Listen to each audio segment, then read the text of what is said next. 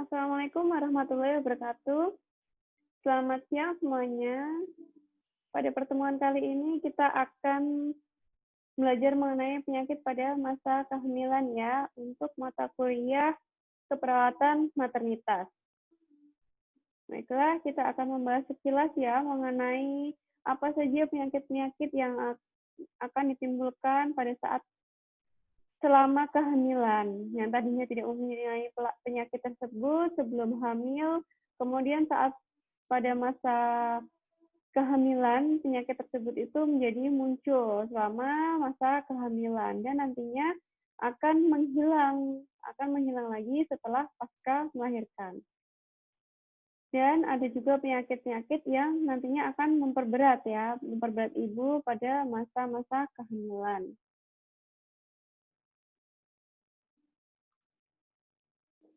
Nah, pokok materinya adalah diabetes mellitus pada masa kehamilan, kemudian hiperemesis gravidarum, hipertensi pada kehamilan, gangguan kardiovaskuler pada masa kehamilan, dan anemia dalam kehamilan. Yang pertama, kita akan bahas mengenai diabetes mellitus pada masa kehamilan ya, atau diabetes gestasional.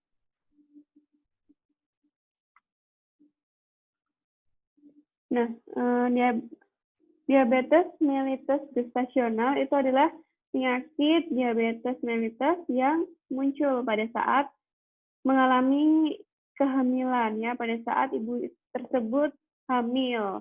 Padahal sebelum hamil itu kadar glukosa darahnya selalu dalam batas normal. Kemudian pada masa kehamilannya itu menjadi kadar glukosa darahnya menjadi tidak normal atau menjadi lebih dari ambang batas. Nah, apabila diabetes mellitus pada masa kehamilan ini tidak segera dilakukan pengobatan, maka akan menimbulkan dampak yang buruk ya bagi janin yang ada di dalam kandungannya. Nah, diabetes mellitus pada masa kehamilan ini itu dapat menimbulkan kelainan pada bayi, seperti kelainan bawaan, gangguan pernafasan, bahkan kematian pada janin. Nah, pada umumnya diabetes mellitus gestasional ini itu hanya akan diderita selama masa kehamilan saja ya. Kemudian nanti akan kembali normal setelah pasca melahirkan. Namun, pada kondisi tertentu, pada ibu yang tidak bisa mengendalikan diabetes mellitus gestasional ini, maka diabetes mellitus ini dapat berkembang lebih lanjut ya, pasca melahirkan. Sehingga tetap perlu penanganan yang ekstra pada kasus diabetes mellitus gestasional ini, agar nantinya setelah pasca melahirkan, DM ini akan menghilang.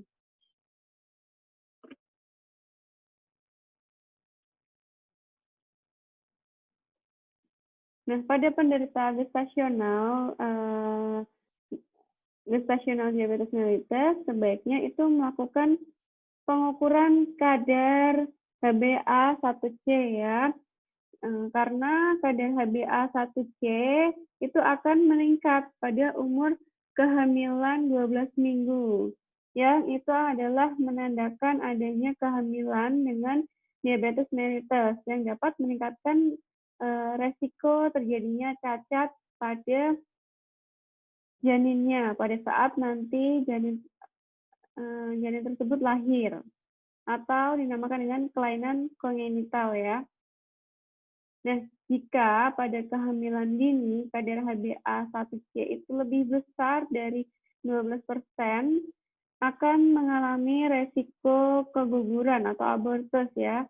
Resiko ini nantinya akan lebih meningkat apabila kadar HbA1c itu lebih besar dari 12%.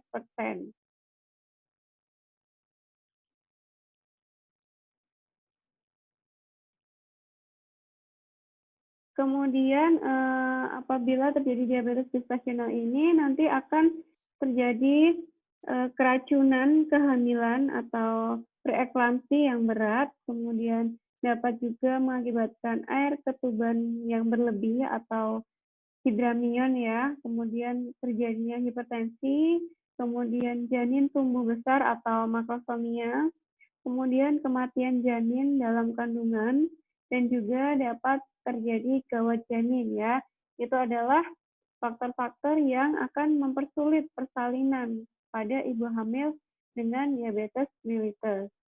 Oleh karena itu, ibu hamil yang terkena DM harus melahirkan di rumah sakit ya, agar bertujuan untuk mengurangi resiko terjadinya kematian pada ibu maupun pada janinnya, pada bayinya. Nah, cara penanganannya dalam diabetes mellitus gestasional ini harus segera konsultasikan ya dengan dokter ahli secara rutin, kemudian berikan suntikan insulin untuk mengontrol kadar glukosa darah yang tinggi ya. Apabila suntikan insulin ini jika diperlukan saja, apabila kadar glukosa darah tersebut sangat tinggi. Kemudian dilakukan perencanaan makanan yang baik ya, dengan memperhatikan kebutuhan kalori, kemudian komposisi zat makanan, dan kebutuhan vitamin dan mineral. Selama kehamilan harus benar-benar dijaga, harus benar-benar direncanakan makanan yang baik bagi ibu hamil agar diabetes mellitus ini tidak berlanjut. Kemudian bayi dengan diabetes mellitus itu macam-macamnya. Yang pertama untuk kelas A itu adalah diabetes kimiawi atau diabetes laten atau biasanya juga disebut diabetes kehamilan ya. Nah, pada uji glukosa sebelum atau selama hamil itu sudah tidak normal ya. Kemudian didukung juga dari riwayat ibu itu pernah melahirkan bayi dengan berat badan lebih dari 4.000 gram. Atau pernah juga terjadi kematian janin pada kehamilan lebih dari 28 minggu yang penyebabnya itu tidak diketahui. Nah, untuk penanganannya itu bisa dilakukan diet secara teratur, kemudian tidak perlu tidak memerlukan pengobatan insulin ya. Untuk kelas B itu adalah diabetes dewasa atau terjadi setelah umur 19 tahun, kemudian berlangsung lebih dari 10 tahun ya, yang tidak disertai dengan keluhan tidak disertai dengan kelainan pembuluh darah. Kemudian untuk kelas Y itu diabetes timbul pada umur 10 hingga 19 tahun tanpa adanya kelainan dalam pembuluh darah. Kemudian untuk kelas D itu diabetes lama lebih dari 20 tahun, kemudian diderita sebelum 10 tahun disertai dengan kelainan pembuluh darah termasuk arteriosklerosis retina tungkai dan juga terjadinya hipertensi.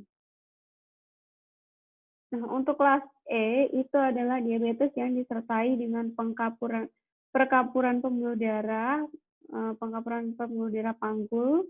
Kemudian untuk kelas F itu diabetes nefropati, itu termasuk juga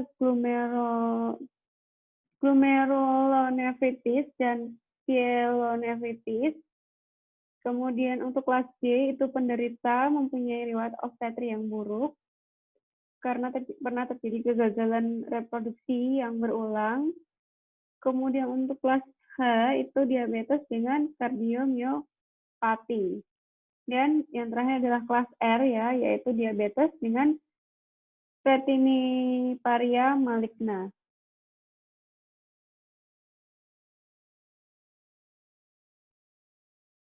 Nah, sekarang hiperemesis gravidarum ya.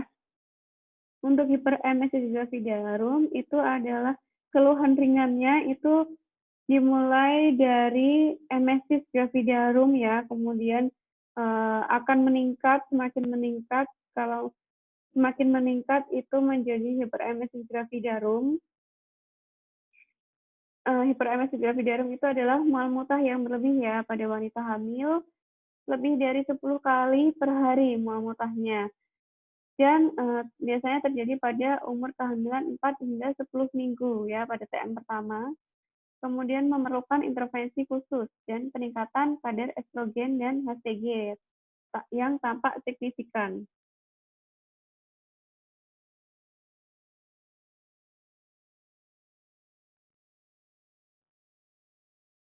Jadi itu hiperemesis gravidarum itu dimulai dari morning sickness, kemudian biasa ya kalau wanita hamil pada awal-awal kehamilan itu terjadi morning sickness pada beberapa wanita hamil, walaupun ada juga yang tidak ya, tidak semua wanita hamil itu mengalami morning sickness. Kemudian akan yang tahap lebih beratnya adalah emesis gravidarum, dan yang terparah ini adalah hiperemesis gravidarum ya, yang sifatnya itu bertahap dan hanya terjadi pada saat kehamilan saja. Nah, untuk etiologinya atau penyebab terjadinya hiperemesis gravidarum itu sebenarnya tidak diketahui dengan pasti ya, tetapi diduga itu karena faktor-faktor seperti faktor psikologis ini itu bergantung pada si ibu, apakah ibu tersebut itu dapat menerima kehamilannya, apakah kehamilannya itu diinginkan atau tidak oleh ibu tersebut. Nah, itu nanti akan mempengaruhi terjadinya hiperemesis gravidarum. Kemudian faktor lainnya itu adalah untuk faktor fisiknya, itu adalah primigravida atau kehamilan pertama, kemudian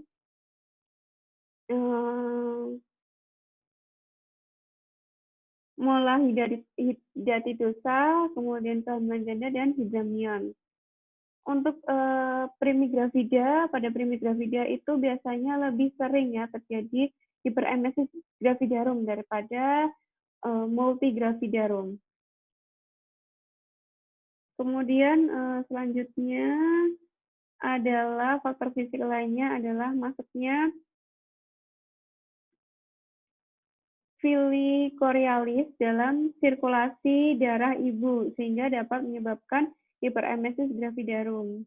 Kemudian yang selanjutnya adalah faktor endokrin, itu seperti diabetes mellitus dan juga hipertiroid. Itu adalah kemungkinan faktor-faktor yang menyebabkan terjadinya hiperemesis gravidarum. Untuk tingkatan hiperemesis gravidarum itu ada 3 tingkatan ya. Tingkat pertama itu dapat menyebabkan lemah, tidak mau makan, turgornya kurang. Kalau untuk tingkat 2 itu dapat ibu hamil tersebut mengalami apatis, kemudian turgornya menjadi jelek, nadinya kecil, matanya kecil, dan terjadi oligouri. Untuk tingkat hiperemesis gravidarum tingkat 3, kesadaran ibu mulai menurun, kemudian terjadi dehidrasi berat ya karena mual muntahnya sangat berlebih. Kemudian dapat terjadi encephalopathy wernickel, yaitu nystagmus, diplopia, dan perubahan mental.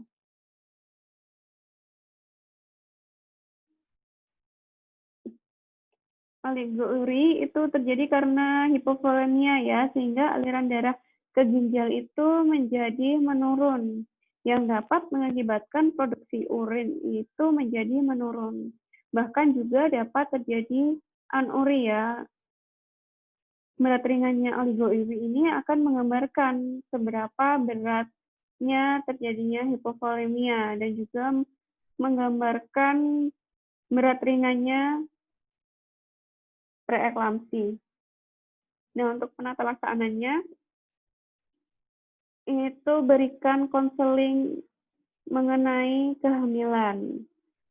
Kemudian berikan sedatif, vitamin, anti muntah, antacid, dan antimulas untuk hiperemesis gravidarum tingkat 2 dan 3 ya. Itu kalau untuk tingkat 2 dan 3 itu harus rawat inap kemudian berikan diet sesuai dengan tingkat hiperemesis gravidarum. Diet hiperemesis gravidarum itu untuk tahap hiperemesis gravidarum tingkat 1 itu berikan roti kering dan buah-buahan, kemudian cairan tidak diberikan bersama makanan, tetapi 1 hingga 2 jam sesudahnya. Makanan ini kurang dalam semua zat gizi, kecuali vitamin C. Kemudian diet hiperemesis gravidarum 2 itu bila rasa mual, muntah berkurang. Itu bisa dilakukan diet hiperemesis gravidarum tingkat 2 ini dengan memberikan makanan bergizi tinggi, minuman tidak diberikan bersama dengan makanan. Kemudian untuk diet hiperemesis gravidarum 3 itu diberikan diet sesuai kesanggupan penderita. Minuman boleh diberikan bersama dengan makanan. Makanan ini cukup dalam semua zat gizi kecuali kalsium ya. Selanjutnya hipertensi dalam kehamilan. Hipertensi dalam kehamilan ini merupakan penyulit kehamilan dan sebagai salah satu penyebab hampir 18% morbiditas dan mortalitas yang tertinggi yang terjadi pada ibu hamil dan juga pada ibu bersalin.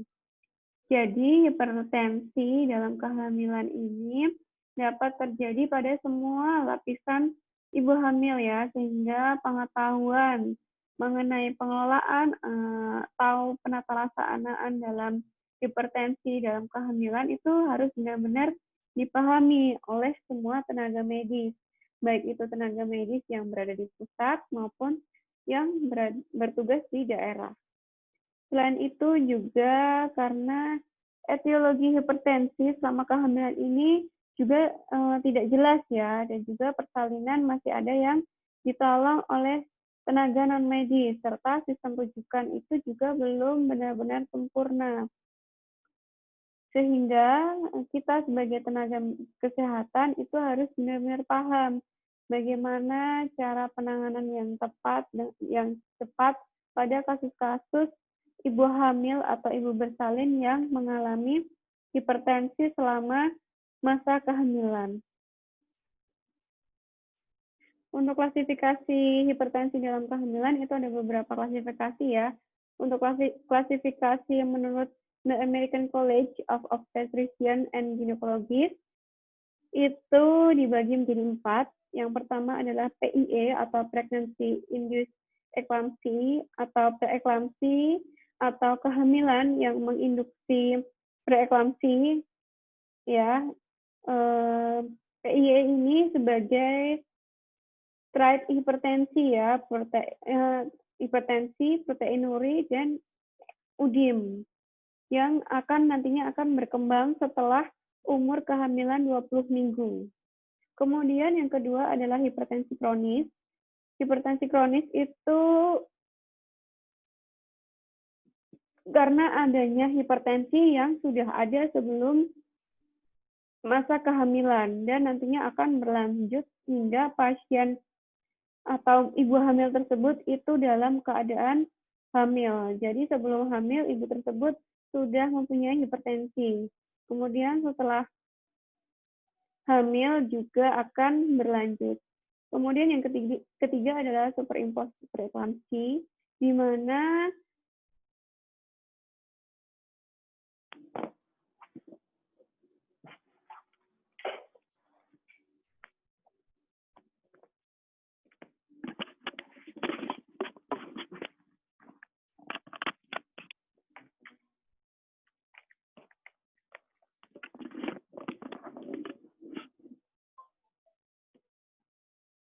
maaf ya, tadi ada sedikit gangguan. Saya lanjutkan. Untuk superimposed preeklamsi, itu adalah superimposed eklamsi itu terjadi peningkatan tekanan darah ya selama kehamilan yang disertai dengan proteinuri yang positif dan juga adanya udem pada ibu hamil. Kemudian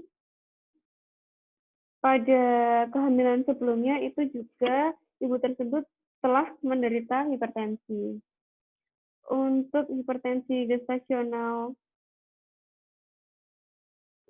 transien ya, jenis hipertensi ini itu mengacu pada perkembangan hipertensi tanpa proteinuri atau dan juga tanpa udem pada kehamilan yang sebelumnya, di mana sampai dengan 10 hari postpartum tekanan darah kemudian akan kembali normal seperti sedia kala. Untuk klasifikasi hipertensi dalam kehamilan yang lainnya, yang pertama itu adalah hipertensi kronik. Hipertensi kronik ini hipertensi yang timbul sebelum umur kehamilan kurang dari 20 minggu dan akan menetap sampai 12 minggu postpartum. Menetap hingga 12 minggu masa nifas ya. Kemudian preeklamsi. Yang kedua adalah preeklamsia.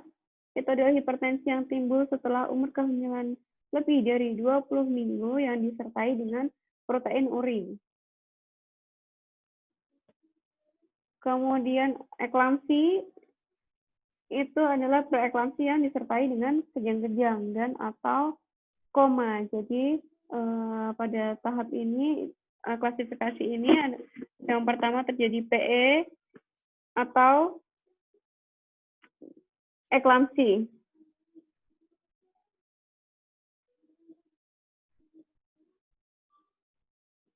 Maaf ya, itu di PPT salah, harusnya adalah eklamsi, bukan preeklamsi.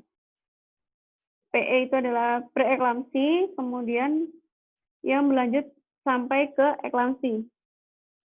Kemudian yang ketiga adalah hipertensi kronik dengan superimpos PE atau preeklamsi. Itu adalah hipertensi kronik yang disertai tanda-tanda preeklamsi atau hipertensi kronik, ya, disertai dengan protein urin yang positif, kemudian setelah kehamilan 20 minggu ke atas, itu ibu akan menderita hipertensi kronis.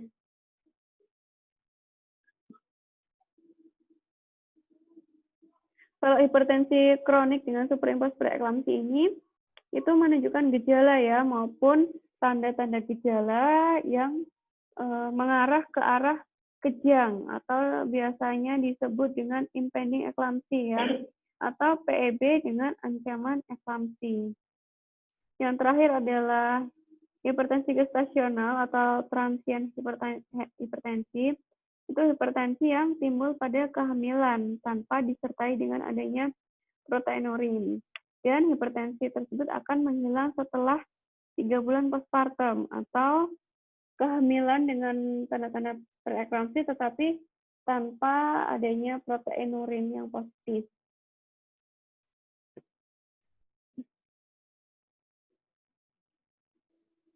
Untuk klasifikasi hipertensi berdasarkan tekanan darahnya, klasifikasinya adalah ringan, sedang, berat ya.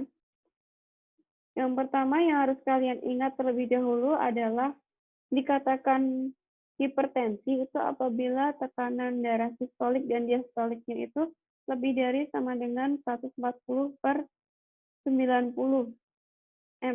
mmHg ya. Dan pengukuran tekanan darah tersebut itu perlu dilakukan pengulangan ya, sekurang-kurangnya 2 kali dengan selang waktu 4 jam. Untuk klasifikasi ringannya, itu tekanan sistoliknya adalah 140 hingga 149 mmHg. Untuk tekanan diastoliknya adalah 90 sampai 99 mmHg. Kemudian untuk sedang, tekanan sistoliknya adalah 150 hingga 159 mmHg. Tekanan diastoliknya 100 hingga 109 mmHg. Kemudian dikatakan hipertensi berat apabila tekanan sistoliknya lebih dari sama dengan 160 mmHg dan tekanan diastoliknya lebih dari sama dengan 110 mmHg. Untuk faktor risikonya, terdapat banyak faktor risiko ya untuk terjadinya hipertensi dalam kehamilan yang dapat dikelompokkan dalam faktor resiko, yaitu adalah primigravida, kemudian hiperplasentosis ya, misalkan seperti molahidatidosa, kehamilan multiple, diabetes mellitus, kemudian hiperdrug fetalis dan bayi besar atau makrosom. Kemudian umur yang ekstrim, umur kehamilan pada saat ibu tersebut hamil yang ekstrim ya, lebih dari 35 tahun. Kemudian atau kurang dari 20 tahun ya. Dan riwayat keluarga pernah terjadi preeklamsi atau sampai eklamsi. Kemudian penyakit-penyakit ginjal dan hipertensi yang sudah ada pada kehamilan sebelumnya. Dan juga apabila ibu hamil tersebut mengalami obesitas, itu akan menjadi faktor risiko terjadinya hipertensi dalam kehamilan. Selanjutnya adalah gangguan kardiovaskuler pada masa kehamilan.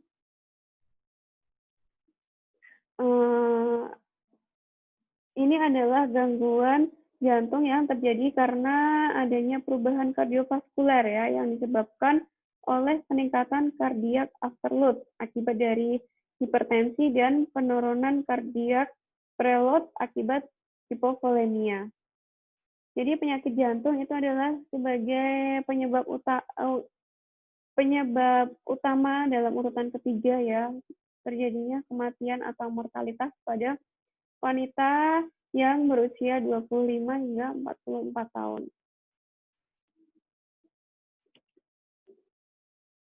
Nah, pengaruh penyakit jantung atau kardiovaskuler itu terhadap kehamilan itu dapat terjadi abortus, dapat juga terjadi prematuritas atau bayi lahir belum sesuai umur, kemudian dismatur atau lahir cukup bulan namun berat badan lahir itu rendah, kemudian lahir dengan Apgar skor yang rendah atau bayi lahir dengan keadaan mati, kemudian kematian janin dalam rahim.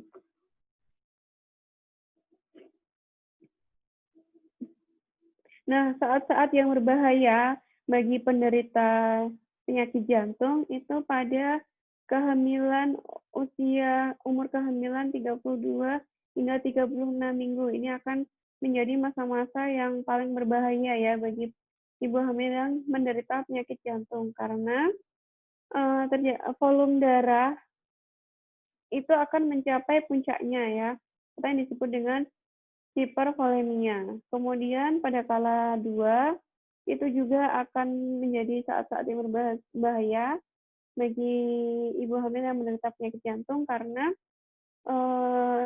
wanita pada kala 2 itu akan mengerahkan tenaganya untuk mengejan ya, dan akan memerlukan kerja jantung yang berat sehingga ini akan memperberat kerja jantung.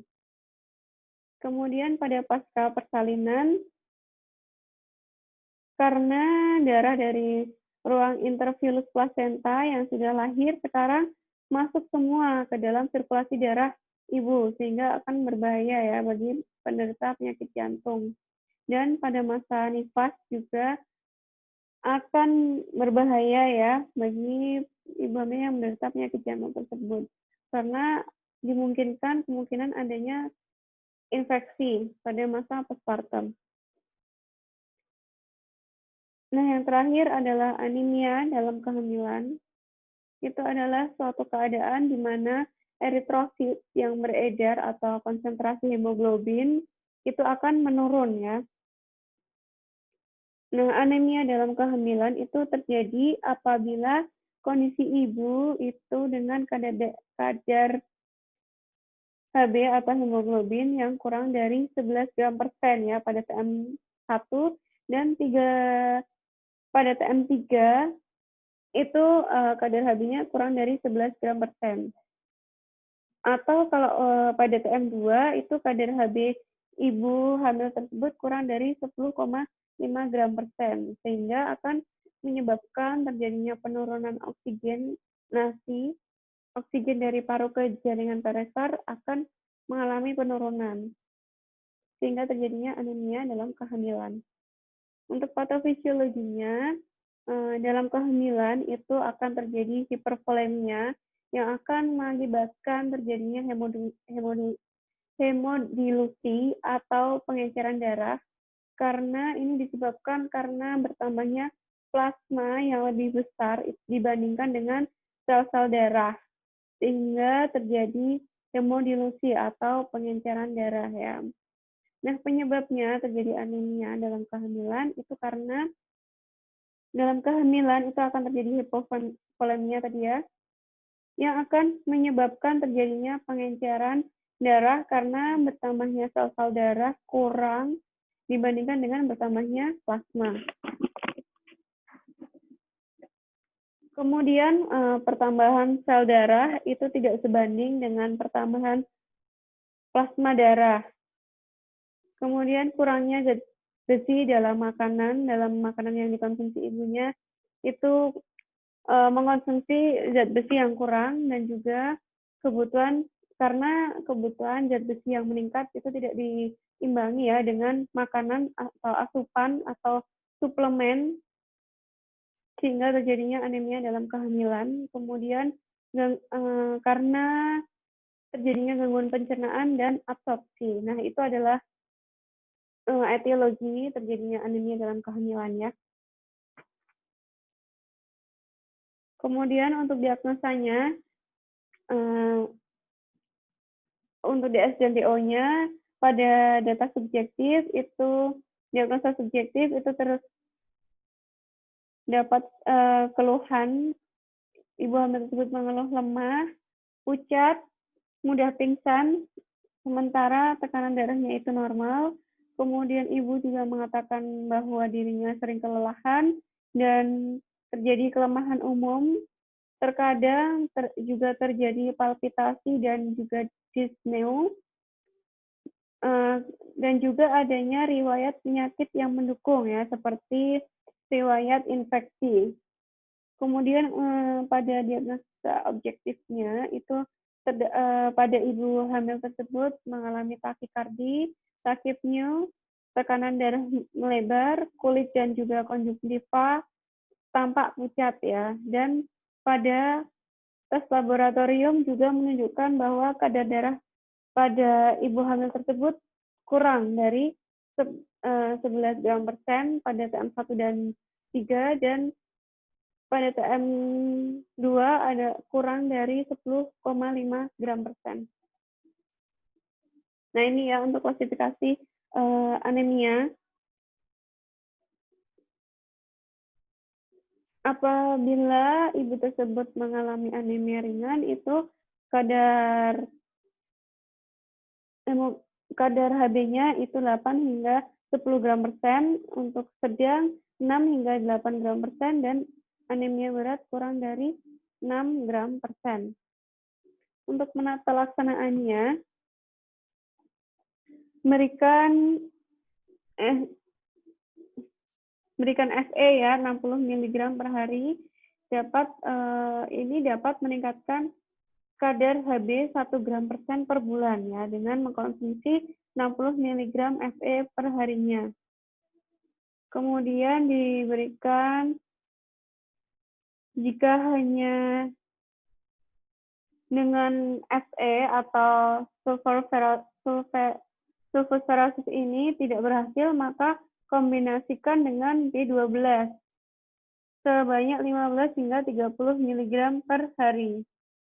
Kemudian untuk parenteralnya itu bisa diberikan 1000 mg atau sebanyak 20 ml itu untuk meningkatkan Hb sebesar 2 gram per sen.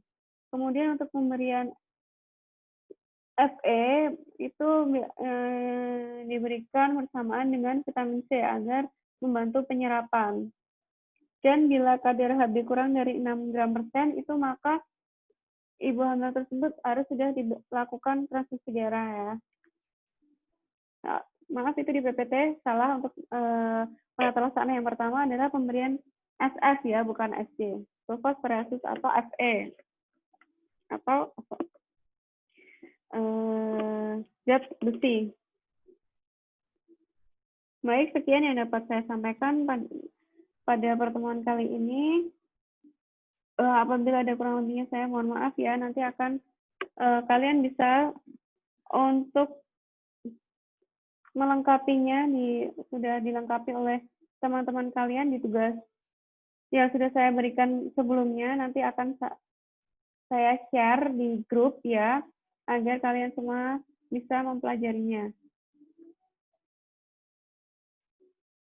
Baik, saya cukupkan sekian. Wassalamualaikum warahmatullahi wabarakatuh.